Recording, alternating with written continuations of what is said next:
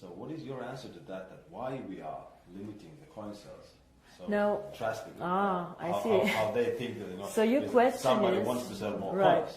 So your question is, some of us mine coins and they go to the internal exchange, and some of us sell coins and buy coins. Yeah. So as Onecoin, as I say, is 1 year old, first of all. It's not like Bitcoin, it is not a liquid market yet.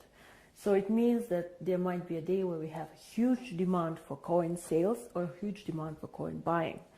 And this is why we as a company always say buying and selling the coin should never be a reason why you join.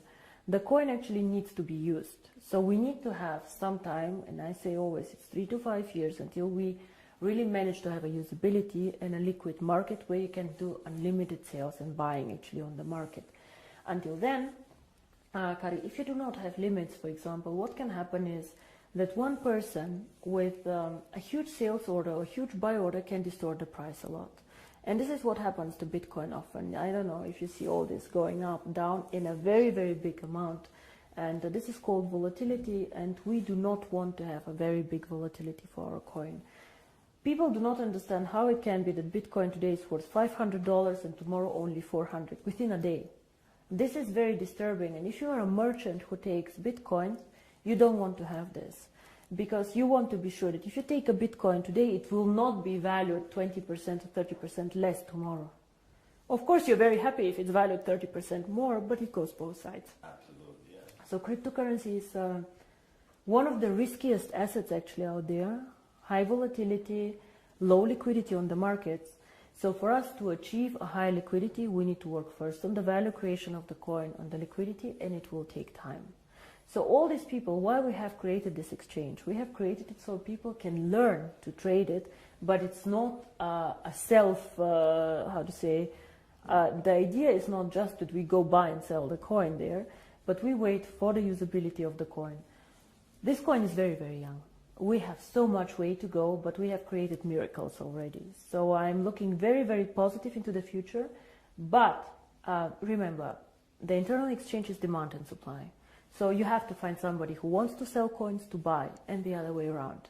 So the company itself is not obliged to buy back your coins or to sell your coins. If I don't have coins, I cannot sell them. Yeah?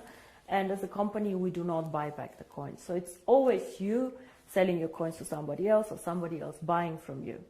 Don't forget also a bit the time differences. When China sleeps, you're awake, and so on. So sometimes, as I said, the market is not liquid and not efficient yet.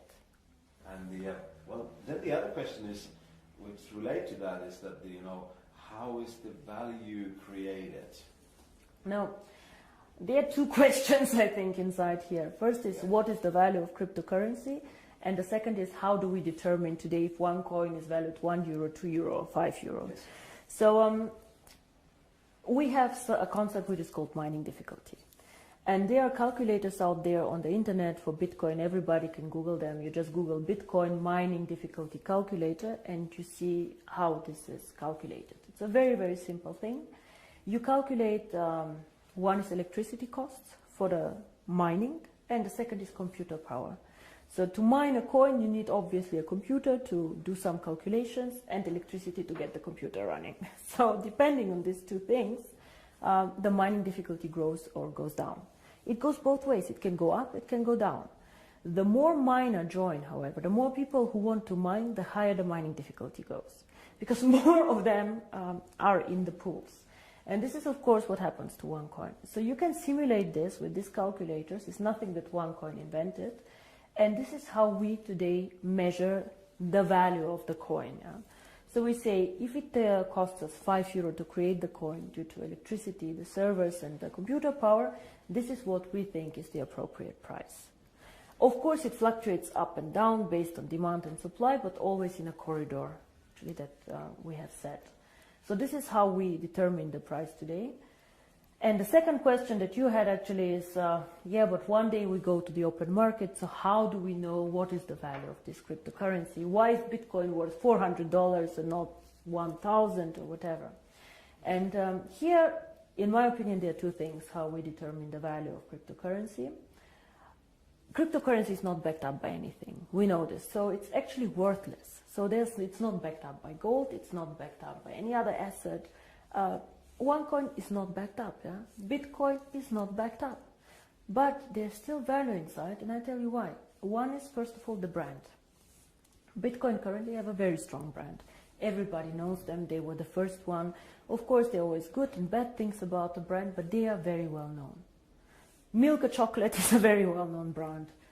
Procter & Gamble are a very, very strong brand. So the more people joining OneCoin and the more people speaking about OneCoin, the stronger our brand becomes.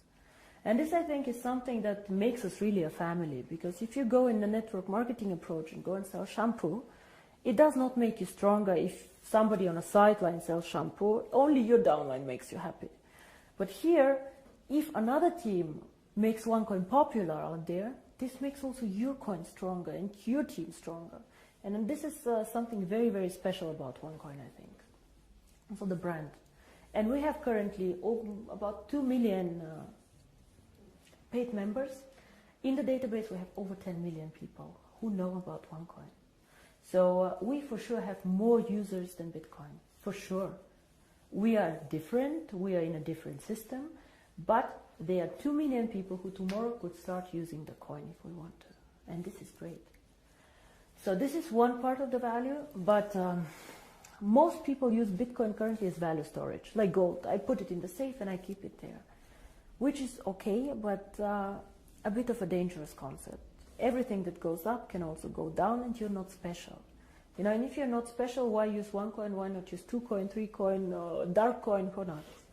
So we are probably one of, or probably the only company who focuses so much on usability of cryptocurrency. Why cryptocurrency? How can it change the world? And our 2 slogans are the future of payments or join the financial revolution. We believe that actually cryptocurrency can be a vehicle for money transfers. So for example, as you do Western Union transfers, you can use cryptocurrency to do a transfer. Fast, borderless payments. And there's a huge demand for this. 2 billion of people have no bank account. 2 billion. Of course, we cannot capture all of them. But again, if we capture only 10 million or 100 million people, it's a network. It grows so fast. We see what happened, you know. December 2014, I was sitting at my desk and I had a bet with Per Carlson, who is not here anymore, if we will manage to have 10,000 people. And we did a huge celebration with 10,000 people. Today we have 2 million after 12 months. It is incredible, and this is the network effect. The more people know about OneCoin, the more they will come and the stronger the brand.